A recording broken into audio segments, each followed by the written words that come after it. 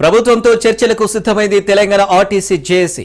మే 7 నుంచి నిరవధిక సమ్మెకు ఆర్టీసీ ఉద్యోగ జేఏసీ పిలుపునిచ్చింది. మేడే సందర్భంగా ఆర్టీసీ ఉద్యోగుల సమ్మెపై మాట్లాడారు సీఎం రేవంత్ రెడ్డి. సమ్మెకు వెళ్లొద్దని కోరారు. సమ్మెతో ఆర్టీసీ నష్టపోతుందన్నారు. ప్రభుత్వంతో చర్చలు జరిపేందుకు జేఏసీ నేతలు సిద్ధమయ్యారు.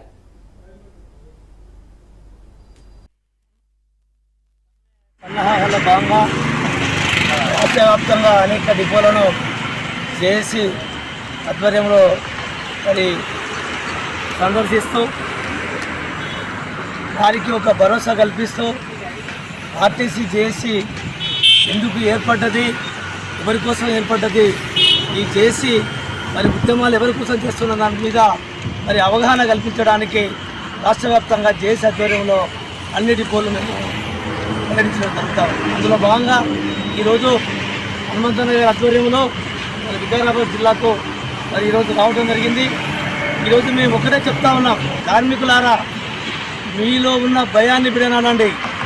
మీ భయము మీ ఒంటిలో ఉన్నంత వరకు మిమ్మల్ని ఎవరు బాగు చేయలేరు. ఎవరో ఆకాశం నుంచి వచ్చేటువంటి ఆకాశ రామన్ననో లేకపోతే ఎవరో గాలిపోయే గాలేనో దారిపోయే దారే వచ్చి మీ బతుకులను మార్చేటువంటి పరిస్థితి ఉండదు. మీ సమస్యల కోసం, మీ హక్కుల కోసం, మీకు వచ్చేటువంటి అన్ని రకాల రాయితీల కోసం మీ ఉద్యమాన్ని మీరే ముందుండి చేసుకోవాలి తప్ప ఎవరో వచ్చి ఎవరో చేస్తారు ఏదో చేస్తారని చెప్పేసి ఎదురు చూసి మోసపోకుమా, నిద్ర మరిచి నిద్రపోకుమా అనే విధంగా సమ్మె సన్నాహం